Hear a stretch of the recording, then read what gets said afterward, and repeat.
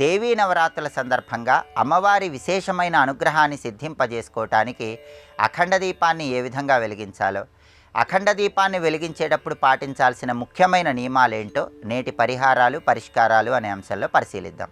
దేవీ నవరాత్రుల్లో అఖండ దీపం వెలిగించడం ద్వారా తీవ్రమైన కష్టాల నుంచి సులభంగా బయటపడవచ్చు. మన సమస్యలన్నిటికీ చక్కటి పరిష్కార మార్గాలు లభిస్తాయి.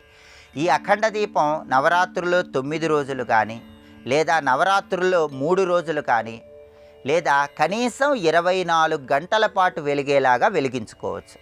నవరాత్రుల్లో నవమి తిథి రోజు ఈ అఖండ దీపం వెలిగిస్తే ప్రత్యేకమైనటువంటి శుభ ఫలితాలను సిద్ధింపజేసుకోవచ్చు. అఖండ దీపము అంటే కొన్ని గంటల పాటు నిరంతరాయంగా వెలిగేటటువంటి దీపం అని అర్థం. అయితే ఈ అఖండ దీపాన్ని వెలిగించేటప్పుడు కొన్ని ప్రత్యేకమైన నియమాలు పాటించాలి.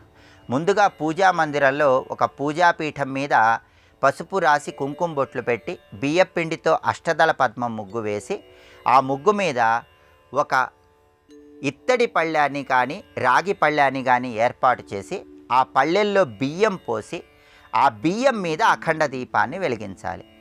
అఖండ దీపం వెలిగించేటప్పుడు ఒక పెద్ద మూకుడు తీసుకొని ఆ మూకుడులో నువ్వుల నూనె పోసి అఖండ దీపాన్ని వెలిగించవచ్చు. లేదా ఒక పెద్ద మట్టి ప్రమిదను తీసుకొని ఆ మట్టి ప్రమిదలో నువ్వుల నూనె పోసి కూడా అఖండ దీపాన్ని వెలిగించవచ్చు. అఖండ దీపం వెలిగించేటప్పుడు 1 లేదా 3 లేదా 5 లేదా 7 ఒత్తులు వేసి అఖండ దీపం వెలిగించుకోవచ్చు. సహజంగా లావైన పెద్ద ఒత్తి వేసి అఖండ దీపాన్ని వెలిగిస్తారు. లేదా 3, 5, 7 ఇలా ప్రత్యేకమైన సంఖ్యలలో ఒత్తులు వేసి కూడా అఖండ దీపం వెలిగించుకోవచ్చు. అఖండ దీపంలో వెలిగించే ఒత్తులు తూర్పు దిక్కు వైపు వెలుగుతూ ఉన్నట్లయితే ఇంట్లో శుభకార్యక్రమాలు తొందరగా జరుగుతాయి. సంతానం జీవితంలో మంచి పురోభివృద్ధిని సాధిస్తారు. కుటుంబ కలహాల తీవ్రతను తగ్గింపజేసుకోవచ్చు. అఖండ దీపంలో ఒత్తులు ఉత్తర దిక్కు వైపు వెలుగుతూ ఉన్నట్లయితే ఆర్థికంగా మంచి పురోభివృద్ధి ఏర్పడుతుంది. ఆదాయ మార్గాలు పెంపొందింపజేసుకోవచ్చు. అయితే 24 గంటల పాటు కనీసం నిరంతరాయంగా వెలిగేటటువంటి అఖండ దీపాన్ని వెలిగించగానే ముందు ఒక కొబ్బరికాయ కొట్టాలి. కొబ్బరికాయ కొట్టి అఖండ దీపాన్ని వెలిగించాలి.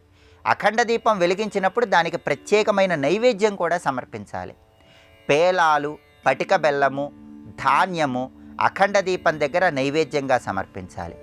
పొరపాటున అఖండ దీపం కొండెక్కినట్లయితే అటువంటి పరిస్థితుల్లో అమ్మవారిని మనస్సులో స్మరించుకొని మళ్ళీ అఖండ దీపాన్ని వెలిగించుకోవాలి. సాధ్యమైనంత వరకు అఖండ దీపం కొండెక్కకుండా చూసుకుంటూ ఉండాలి. అనుకోని పరిస్థితుల్లో కొండెక్కినప్పటికీ అమ్మవారి నామాలు స్మరించుకుంటూ నమస్కరించుకొని మళ్ళీ అఖండ దీపాన్ని వెలిగించి ఆ అఖండ దీపం అనుకున్న సమయంలో కొండెక్కకుండా జాగ్రత్త పడాలి. ఈ ప్రత్యేకమైన నియమాలు పాటిస్తూ నవరాత్రుల్లో అఖండ దీపాన్ని వెలిగించండి. సమస్యలన్నీ పరిష్కరింపజేసుకొని అమ్మవారి అనుగ్రహానికి సులభంగా పాతులకండి.